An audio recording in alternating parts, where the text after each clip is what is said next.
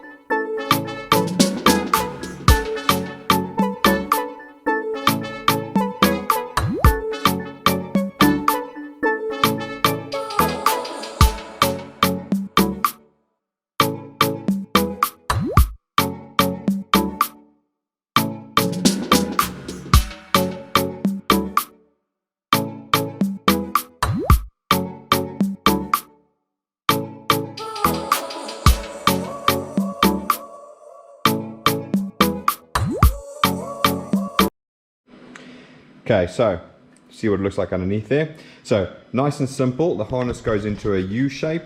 Okay, so basically you've got the U going like this and around here and coming over there. So starting at the back here, we're just coming down here at your boot over here. You've got two earthing points that come out and then will earth at the back of the block over here. Coming further along, you've got your out that goes into your sub harness. So everything is all labeled for you. That's on the other side. There you go, so it's all labeled as sub, and then it goes to underneath there. Now what we have done is using the standard knock sensors for the interim, but we have put enough wiring in here if you wanted to change over to wideband knock sensors afterwards. You can just phone us up and buy another sub harness, and that'll have everything in, and we can supply knock sensors and studs and the whole 9 yards.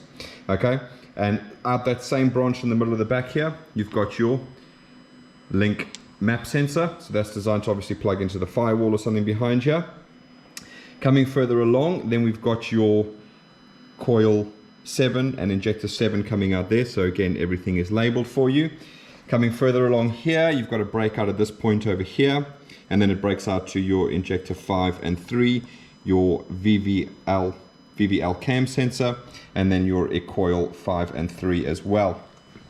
Coming further along here, then it'll break out again and it'll go to injector 1 and coil 1. And then coming out of here, we've obviously got your fuel pressure and temperature sensor, which is going to go into your fuel rail at the front over there. We've also got your TPS for your throttle body coming out over there. And we've got your oil control valve for your VVT-i coming out over there. And then coming down here, you've got your cam sensor over there. Okay. Following that down, obviously you can see where these marks are here. There's little plastic clips usually that go inside there. They'll all clip down into there. That sort of will split about here. There's a hole just over there, and as you go down through there and through there, you'll see you'll come to your crank sensor at the bottom over here. Obviously we've brought out your oil pressure and temperature sensor here, so again it'll fit in either place depending on what you've got, but as you bring it to IS300, yours is actually going to be at the back over here, so that's where that's going to end up being over there. Okay, all right, so that's that side sorted out. Now I'm going to come around over here because it's a bit difficult to step over everything over there. Okay, so coming out the boot at the back here, again, same story. We've got injector 8 and coil 8. This is the right bank. And we've also got your ACIS. So obviously you've had a completely new ACIS harness built for going underneath the intake over there. So that's all connected up for you there. So I could just mount on the top there.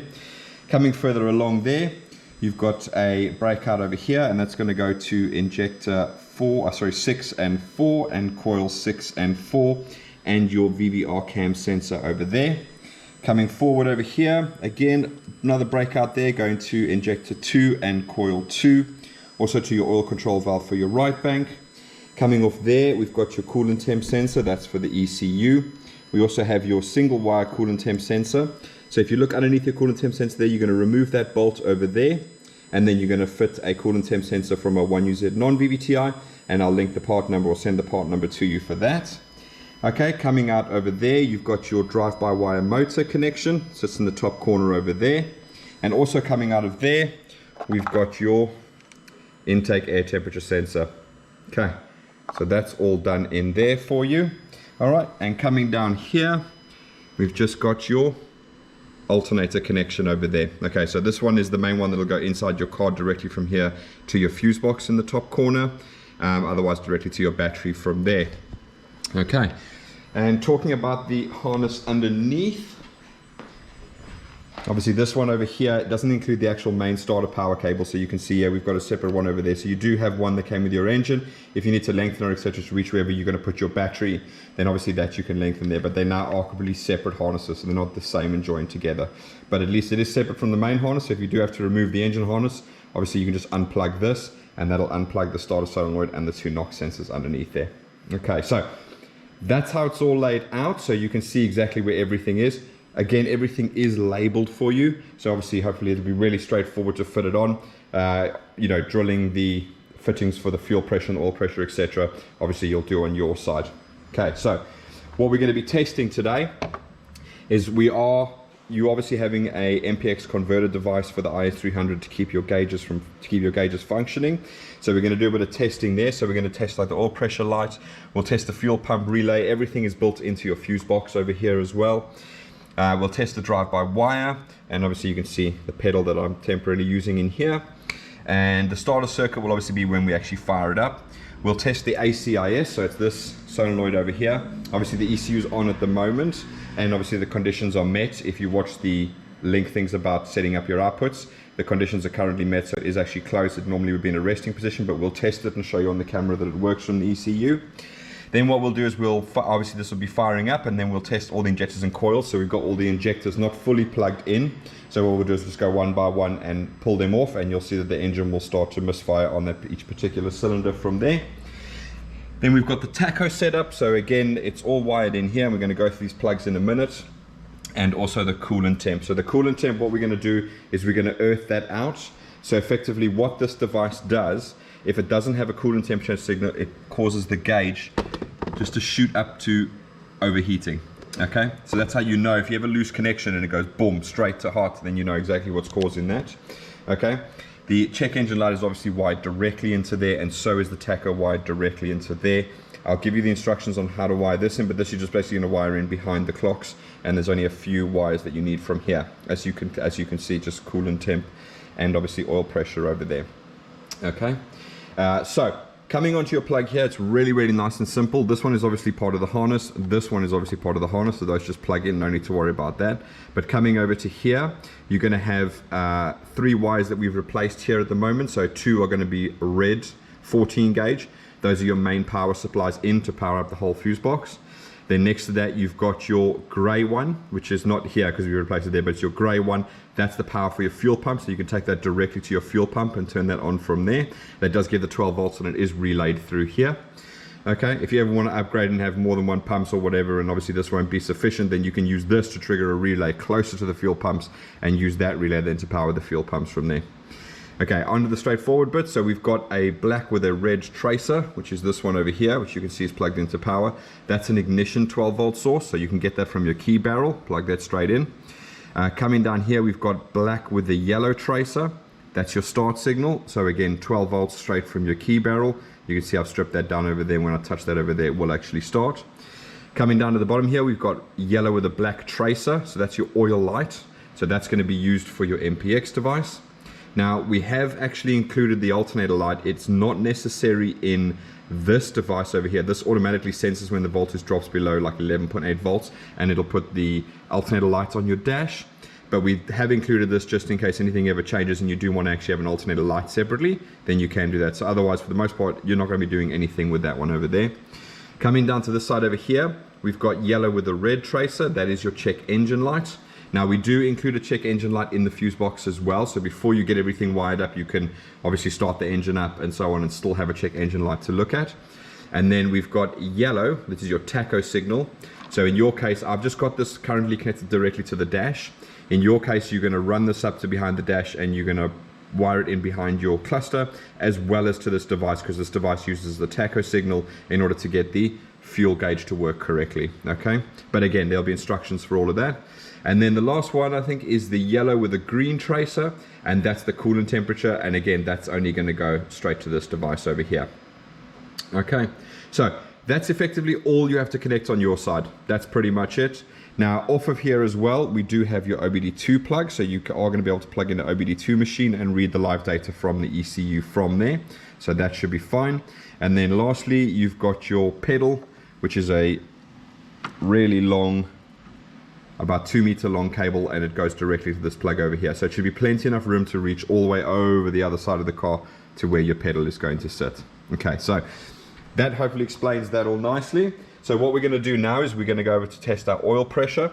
Now normally I would just bridge out that, but obviously in your particular case we're using the ECU to control the oil pressure. So what I'm going to do now is I'm going to go into, just give me a second. We're going to go into the ECU configuration. We're going to go into auxiliary outputs. We're going to go down to oil light. And what we're going to do is we're going to go to the table.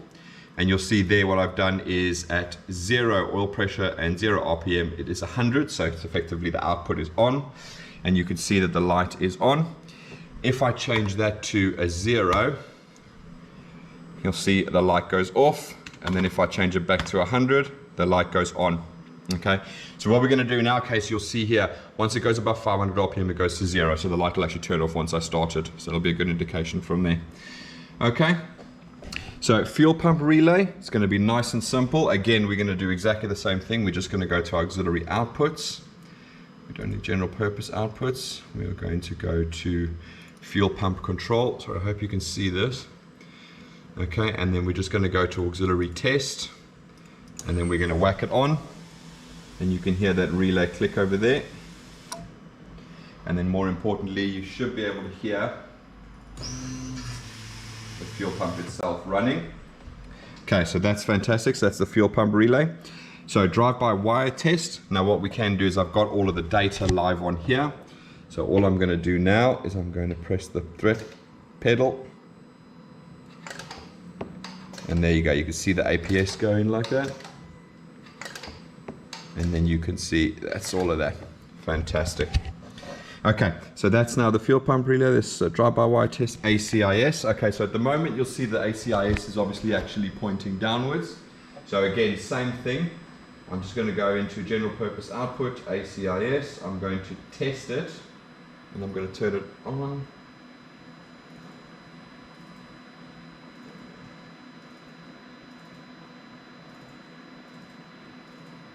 Oh, hang on, the conditions are met. Let me just go and do condition 1 only. And I'm just going to change this around. So you see that. So it's gone open. Just make sure that you can see it. And that's gone open. And there it goes again. Sorry, it's working on existing. It's working on existing vacuum for that. Okay, so that's your ACIS over there. So now what I'm going to do is put my headphones on, or my ear defenders on. We're going to fire it up, and then I'm going to run around the engine, and we're going to check all the injectors and coils, and we'll come back and we'll check the tacho signal on the dash there. So let me just put my earphones on, earmuffs. Okay, so again, same thing. I'm just going to take the black with the yellow wire, and we're going to start it up. Okay. Now we can see our tacho signal is on there. We're going to start here on injector 7, injector 5, injector 3, injector 1, and it's coming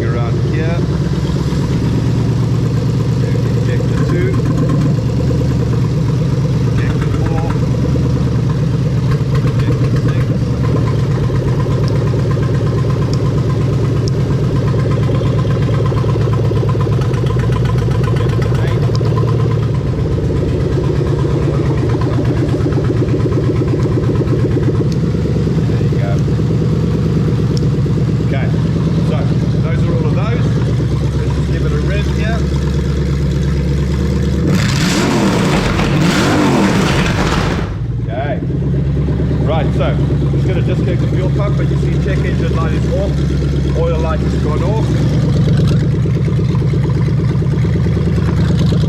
Yeah, just disconnected the fuel pump quickly.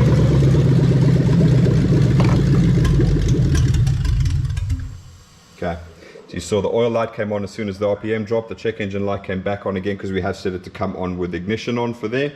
Drive-by-wire works. Engine all works. We've gone through each and every cylinder to make sure that that's okay.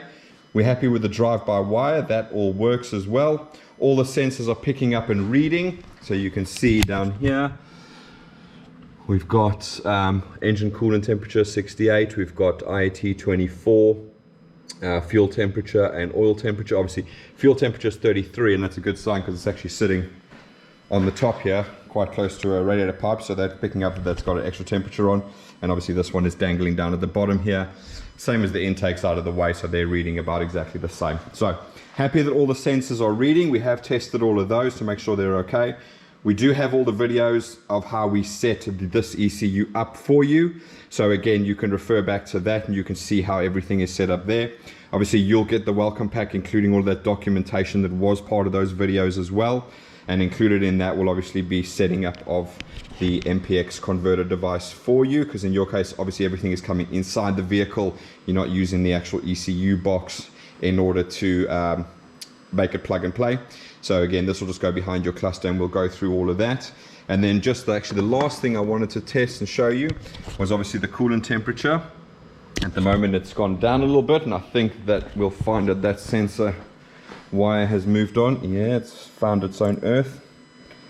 So just to quickly show you, all I'm going to do literally is just earth it out into the inlet manifold, so you'll see that the coolant temperature is going to go down. Keep it touched on there, and there it goes down. Okay, I do have a whole video on how to actually set up the coolant temperature once you have it inside the vehicle. So obviously you're going to have all the live data from the ECU. Once you've got all that live data, then you can obviously get it up to temperature, and then you can adjust the coolant temperature to match inside what you're seeing on the engine, and then that'll correct that cell over there. But I do have a whole video so you can see exactly how that works and how exactly you're going to set that all up. So I'll refer you to that when the time comes around to it. But again, we will give the full written instructions, but some people find it much easier just to watch a video on how to set it up. So it's really, really nice and easy. So happy with everything. Hopefully the videos on the Link setup will help you out loads. As per the video, when you get it, I do advise that you do calibrate your APS or pedal position sensor. Do calibrate your throttle, because obviously, like I said, if you take a look at these TPSs over here, they're adjustable. So you'll probably find there's no two throttles that are exactly the same. So when you get it, plug in the software, follow the videos, calibrate the TPS, calibrate the APS, and everything else should be absolutely fine. And although I have actually demonstrated and checked the base timing as well as not just cranking but while it's running as well, again, every single time you get an aftermarket ECU, check the base timing. And there is no reason not to. You should be checking every single time. I don't care if the Lord himself has said that he's checked it and everything is fine. You see it with your own eyes with a timing light and make sure it's 100% for there. Okay, so that's it. And next thing, I'm going to get this in a box and let's get it off to you in America so you can get it on your car and get it running. But thanks for watching, guys. And if anyone else has any questions or anything else you'd like to know, we have done obviously all the videos about how to set everything up.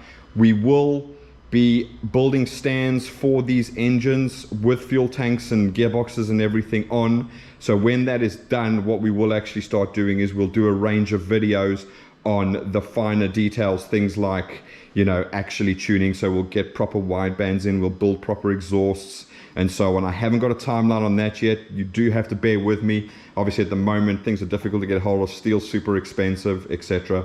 But yeah, so we will hopefully have this and the JZ and hopefully their 3UZ non-VVT-i on stands. And as soon as we get another Link or so on in, we'll actually do a lot more in-depth videos on how to, you know, get it up and running. We'll start off with how to get up and running yourself. You know, if you're sitting on your driveway and you're doing this yourself, how to get it up and running, how to get it ready and checked over before you go to the tuner. Okay, obviously we don't have these on a dyno, so we won't be doing any videos in relation to proper dyno tuning, but we'll go through the whole process of what it takes to actually actually get one of these wired up on the engine, started, and so on and so forth. For the time being, the videos we have done are purely related to setting up. So it's setting up inputs, setting up outputs, setting up drive-by-wire, setting everything up, but not actually going into the fine details of how to get everything running, which we will do as soon as we get these onto a stand. So again, guys, thanks for watching. If you do have any questions, please let me know. If you want to, you can comment below here, or you can find us on Facebook at Phoenix Engine Management, and just fire us a message over there and we'll get back to you as soon as we can. But thanks for watching, guys, and we'll see you later. Bye-bye.